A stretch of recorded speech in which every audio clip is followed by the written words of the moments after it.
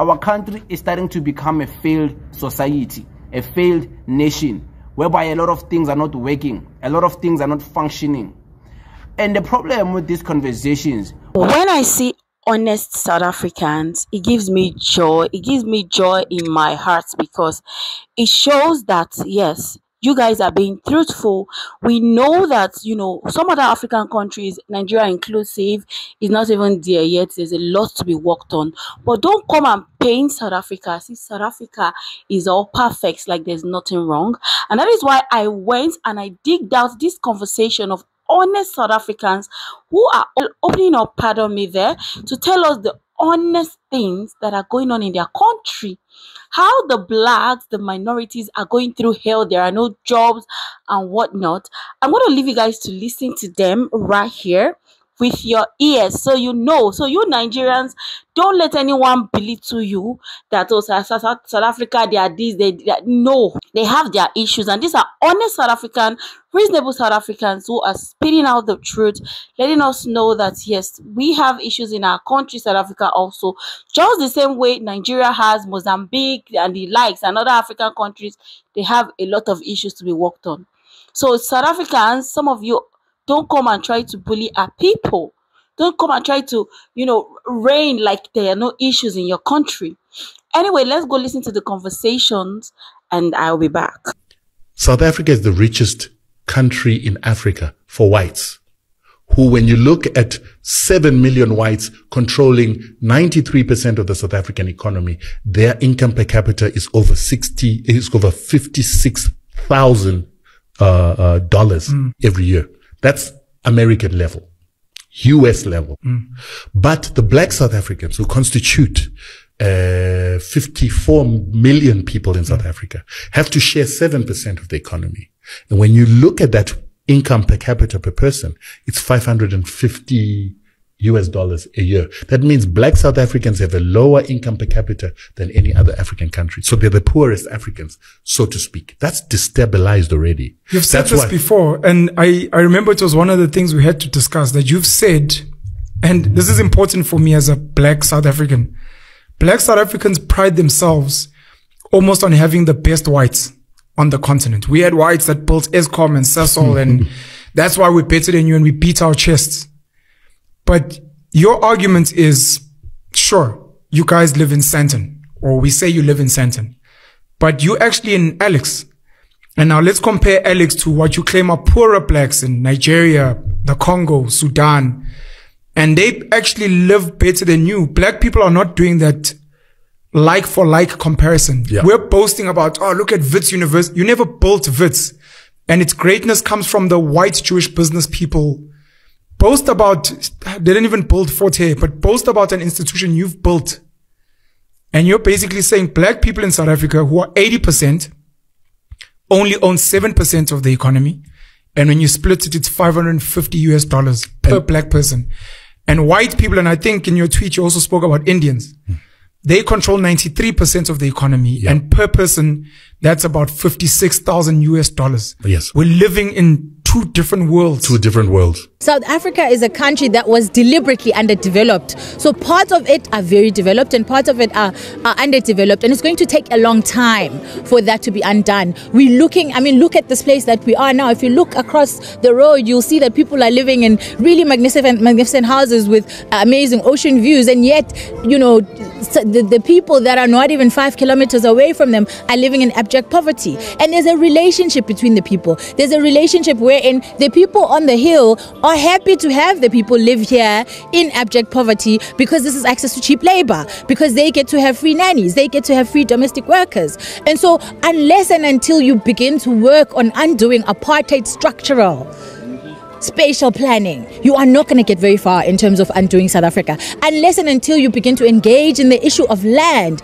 Because I don't think that any of these people sitting here are not capable of building their houses, but they just don't have the land in which to do it, because even the shack that their current shack is standing on, they don't necessarily have legal tenure. That's why it's very important that people like the EFF, people like the UDM, people like the ANC and all the political parties in South Africa are bringing in young people and bringing in young people's voices into parliament. That's a major change. And I'm personally looking forward to the next 5 years, particularly for the presence of women and particularly for the presence of young people. Guys, you can be proud, you can rejoice all you want about our country, South Africa. You can celebrate everything you want to celebrate.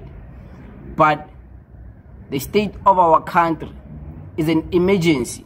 And when I say our country, I'm not talking about the delusional vision you are made to believe our country is. I'm talking about the reality in our country. The things we live through every day, the things we experience, we see every day. Our country is starting to become a failed society, a failed nation, whereby a lot of things are not working, a lot of things are not functioning. And the problem with these conversations, one thing I've realized, because I have these conversations a lot of time and I upload them and I see how people respond to these conversations. Some agree, some disagree. But these conversations are the difficult conversations people don't want to have. And somehow, me having them as a young man, people tend to want to believe that I don't know what I'm talking about, tend to want to say I'm angry. But whether I'm angry or I'm not angry, which I'm not angry, but even if I was angry, it would be a validation to my anger as to I'm really concerned. I'm a concerned citizen. I'm young. Being young and being concerned is a proper thing. You don't have to be old to be concerned, because I'm concerned about the future. I'm the future generation. We young people are the ones who are going to live to see tomorrow. We are going to live to see the 2060, 2070 of South Africa. We are going to be the ones to bear the consequences of all the decisions being made today by all of these leaders in our societies. And it's one thing to be ignorant. Ignorant is bliss. But being ignorant is not bliss. It's not tranquility. It's not tranquil. Bliss is not ignorance. Bliss is knowing the truth and approaching the truth for what it is. The truth will set you free. That's bliss, not ignorance. Ignorance is a lie. You are living a delusion. So, our country is failing. High unemployment rate, not dropping, going up. And nobody is talking about it. Like, people are happy. Hey, Chitima. Hey, Springboks won. Like, yeah, you see, you are made to celebrate. The land, black people still don't have it. A lot of things are not working. You know, they're not working. School system is not working to benefit us. Whether private or the curriculum, whether private school or just public school, is not benefiting our thinking processes. It's not making us. Of course, I'm generalizing. There's people who go to other schools that teach them different things. I'm generalizing. Our school system is not building us up to be equipped to continue building the economy independently as people. It's not equipping us to open businesses and hire people for the economy to function through us, the owners of businesses. School system is not equipping us to know and learn skills and be equipped with skills. So you don't need just a theory to solve problems. You have the skills, you're equipped, you know how to do 1, 2, 3. School system is not doing that for us in South Africa. A lot of things are not working in our benefit. Like, what should happen for us to wake up in South Africa to smell the coffee? What should happen? Should the beans of coffee ban? Should the whole coffee factory ban for us to smell the coffee? Because it seems like 2 cups of coffee are here, hot, burning inside a cup of coffee. It's not enough for you to smell it. What must happen? Because ignorance is bliss. It's not. It's not. Ignorance is not bliss. So, the state of our country is failing. And our country is degenerating. It's not progressing. It's degenerating. Because conversations are not being held. Honest conversations. Progressive conversations. Conversations that hit the core and touch the heart and change people's lives. They're not being held. Nobody is talking because people are scared to speak. People are scared to be judged for speaking the truth. People want to sound politically correct. That's part of the degenerating. That's part of things collapsing in our society. That's part of our society becoming a failed nation. People are so comfortable with lies and lying, blatantly lying in front of people in a camera like this, lying to people on YouTube. Ministers, government presidents, government ministers, people who work for the state, people who are trusted with people's lives, with the country's lives, with the citizens' lives, lying, blatantly life like this in front of people's eyes. And people still believe it because lies, ignorance is bliss. Come on, guys. Come on. Come on.